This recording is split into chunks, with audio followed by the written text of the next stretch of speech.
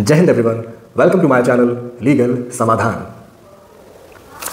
Friends, आज का जो ये वीडियो होने वाला है इसका कोई डायरेक्ट नाता किसी लीगल टॉपिक पे नहीं है, बट ये टॉपिक इसलिए ज़रूरी है क्योंकि ये हमारे भारत देश की सांस्कृतिक विरासत और हमारे भारत में होने वाले एक महापर्व श्री महाकुंभ के बारे में है, जो 144 साल बाद 2025 में बड़े धूमधाम से 45 दिनों तक उत्तर प्रदेश के प्रयागराज में मनाया गया।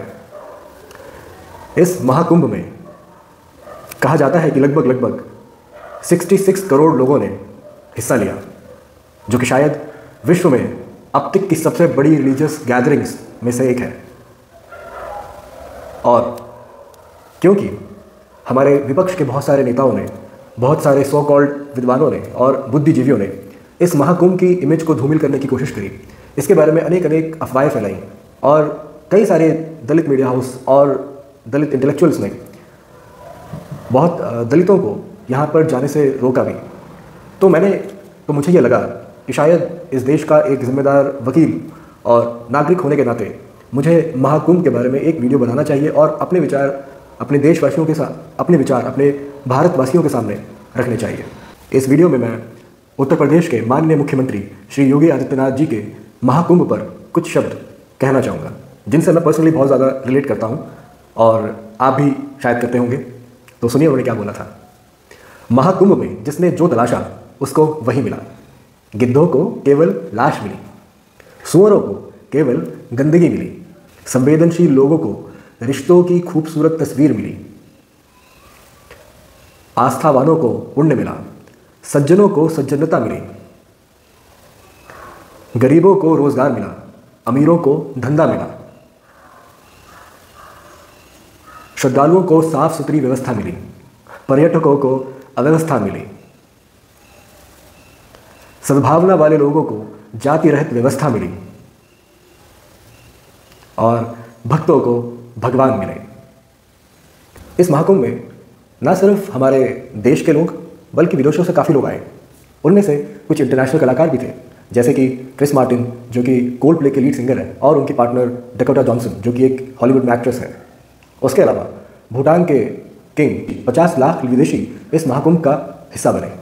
और इस पूरे महाकुंभ में उत्तर प्रदेश गवर्नमेंट के अनुसार हुए टोटल रेवेन्यू का जो एक आंकड़ा है वो 3 लाख करोड़ से ऊपर का वो अमाउंट है जो रेवेन्यू हमारे भारत में आया इस महाकुंभ से। मैं एक वीडियो देख रहा था, उसमें जो हमारे बीएसपी के नेता हैं श्री चंद्रशेखर आज़ाद, वो एक बात बोलते हैं एक मीडिया हाउस में, एक मीडिया चैनल में, कि महाकुंभ में जाने से क्या होगा, क्या वहाँ रोज़गार मिलेगा, क्या फ़ायदा है। तो मुझे लगता है कि उन्होंने ये बात बिना सोचे समझे कही, जबकि अगर आप देखें तो महाकुंभ में जितने रोज़गार के अवसर पैदा हुए वो अपने आप में एक इस बात को दर्शाता है कि हमारे टूरिज्म सेक्टर में कितनी कैपेसिटी है जॉब क्रिएशंस की बोल रहे थे। और जो बुद्धिजीवी लोग ये बोल रहे थे कि महाकुंभ से क्या होगा, यहाँ जाने से क्या फ़ायदा होगा। इस महाकुंभ में जितना रेवेन्यू गवर्नमेंट ने कलेक्ट किया है 3 लाख करोड़ से ज़्यादा का, ये उन सभी बुद्धिजीवियों के मुंह पे एक करारा तमाचा है कि महाकुंभ में जाने से क्या होगा। और मैं उन्हें और उनको एक खुला चैलेंज है कि वो कोई ऐसा आयोजन करके दिखाए, वो कुछ ऐसी इकोनॉमिक स्कीम लगा के दिखाए जहाँ पे 15,000 करोड़ लगाकर 3 लाख करोड़ रुपए का रिटर्न ऑन इन्वेस्टमेंट सिर्फ 45 दिन में मिल सकता है गवर्नमेंट को। बहुत सारे दलित मीडिया हाउसेज और दलित नेताओं ने दलितों से ये अपील करी कि वो इस महाकुंभ में ना जाएं, क्योंकि वहाँ जाने से कोई फ़ायदा नहीं होगा, उनके साथ जातिगत भेदभाव होगा। बट महाकुंभ में किसी भी तरह की कोई जातिगत भेदभाव नहीं था। वहाँ किसी भी दलित से ये नहीं पूछा गया कि आप किस जाति के हो, किसी व्यक्ति से ये नहीं पूछा गया कि आप किस जाति के हो। उन 50 करोड़ लोगों में से बहुत से लोग दलित थे, हिंदू थे, मुस्लिम भी थे, सिख, जैन, बौद्ध, ईसाई सब के, और सभी ने उस महाकुंभ का हिस्सा बने। कुछ दलित बुद्धिजीवी नेताओं का और पत्रकारों का ये मानना था कि महाकुंभ में दलितों को नहीं जाना चाहिए क्योंकि उनके साथ जातिगत भेदभाव हो सकता है। पर पूरे महाकुंभ में एक भी जातिगत भेदभाव का कोई भी इंसिडेंट नहीं रिपोर्ट किया गया। ना ही ऐसी कोई व्यवस्था थी कि वहाँ पे शूद्र नहीं जा सकते, या सिर्फ ब्राह्मण जा सकते हैं, या सिर्फ कायस्थ जा सकते हैं, या सिर्फ क्षत्रिय जा सकते हैं। पूरे महाकुंभ में कोई भी कहीं भी जा सकता था और कहीं भी डुबकी लगा सकता था। तो मेरा उन सभी दलित बुद्धिजीवियों से यह अनुरोध है कि अगली बार कुछ बोलने से पहले और दलित समाज को भ्रामक और भ्रमित करने से पहले अपने फैक्ट्स चेक करिए। और मेरा एक दलित समाज से भी अनुरोध है कि जस्ट कि कोई बात उनके समाज का कोई नेता बोल रहा है उसे आंख बंद करके ना माने और खुद फैक्ट चेक करें। और मैं साथ ही में अपने भारत के सभी लोगों से ये अपील करूंगा कि आप चाहे किसी भी जाति, किसी भी धर्म, चाहे किसी भी पंथ, चाहे किसी भी पॉलिटिकल पार्टी के को मानते हो, बट जहाँ बात भारत की होती है, जहाँ बात भारत की सांस्कृतिक विरासत की होती है, वहाँ पे आपको कहीं ना कहीं अपने पॉलिटिकल डिफरेंसेस से ऊपर उठना होगा और आपको भारत को एक महान देश बनाने के लिए हमेशा प्रयासरत रहना होगा। आपको लोगों को बांटने की नहीं, आपको लोगों को जोड़ने की व्यवस्था का हिस्सा बनना चाहिए। कुछ पर्यावरणविद और बुद्धिजीवियों का ये मानना था कि महाकुंभ का जो पानी है वो बहुत ही दूषित है और वो किसी भी तरह से इंसानी कंजम्पशन या इंसानों के नहाने लायक नहीं है या डुबकी लगाने लायक नहीं है। तो उनसे मैं बस उतना बोलना चाहूँगा कि इस सेम संगम के पानी पर, इस सेम संगम के तट पर क्रिस मार्टिन, डकोटा जॉनसन जैसे इंटरनेशनल सेलिब्रिटीज़, मुकेश अंबानी जी, प्रधानमंत्री श्री नरेंद्र मोदी जी, यूपी के सीएम श्री योगी आदित्यनाथ जी और 50 से ज़्यादा देश के लोगों के रिप्रेजेंटेटिव्स और बहुत सारे बॉलीवुड के अभिनेताओं ने स्नान किया। अगर आपको ये लगता है कि इन सभी लोगों से ज़्यादा आपको स्वच्छता की आदत है तो इस पर पुनर्विचार कीजिए। और अगर ये पानी सच में दूषित था या वो किसी भी तरह से डुबकी लेने के लिए या स्नान करने के लिए बिल्कुल भी फिट नहीं था, तो फिर तो उस हिसाब से 50-60 करोड़ लोगों को इस समय अस्पताल में होना चाहिए। मैं इस वीडियो के माध्यम से हमारे सभी भारतवासियों को जिनको ये सौभाग्य मिला कि वो श्री महाकुंभ में जा पाए, उनको बहुत बहुत धन्यवाद देता हूँ।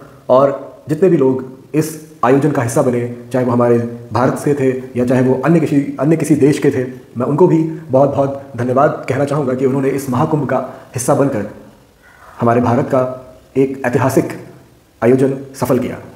और इस वीडियो में मैं हमारे उत्तर प्रदेश के माननीय मुख्यमंत्री श्री योगी आदित्यनाथ जी को बहुत बहुत शुभकामनाएं देना चाहूँगा कि उन्होंने इस महाकुंभ का बहुत सफल आयोजन किया और भारत और पूरे विश्व में महाकुंभ को फेमस किया। एक भारतवासी होने के नाते मुझे ये कहने में कोई संकोच नहीं है कि इतना बड़ा महाआयोजन, जिसमें शायद 10-15 देश के लोगों से ज़्यादा की जनसंख्या हिस्सा ले, उसे सिर्फ दृढ़ संकल्प और ईश्वर में आस्था रखने वाले आदमी के द्वारा ही सफलता के साथ आयोजन करने की क्षमता होगी। और मुझे ये लगता है कि महाकुंभ को जिस तरह से मैनेज किया गया, जिस तरह से ऑर्गेनाइज किया गया, ये हमारे स्कूल और हमारे मैनेजमेंट एजुकेशन का पार्ट होना चाहिए। ये हम सब के लिए एक लेसन होना चाहिए, ये एक स्टडी होनी चाहिए, ताकि आने वाले समय में ना सिर्फ हमारे भारत में बल्कि पूरे विश्व में लोगों के सामने ये एक केस स्टडी हो कि कैसे इतने बड़े आयोजन को सफलता के साथ आयोजित किया जा सकता है। मुझे गर्व है कि ये महाकुंभ का आयोजन मेरे जीवन काल में हुआ और अब ये आयोजन अगले 144 वर्ष के बाद होगा, जिसे देखने के लिए शायद मैं और आप उस समय उपस्थित ना हो, पर इस महाकुंभ का वर्णन इतिहास के पन्नों में सुनहरे अक्षरों के साथ लिखा जाएगा। एक भारतवासी होने के नाते मुझे बहुत गर्व है अपनी संस्कृति पे, अपने धर्म पे और भारत की खूबसूरत विरासत पर है। अगर आप लोग मेरे विचारों से सहमत हैं तो प्लीज़ इस वीडियो को ज़्यादा से ज़्यादा लोगों के साथ शेयर करें, ताकि वो हमारे महाकुंभ की महिमा को समझ सके और गौरवान्वित फील कर सकें। जय हिंद, जय भारत।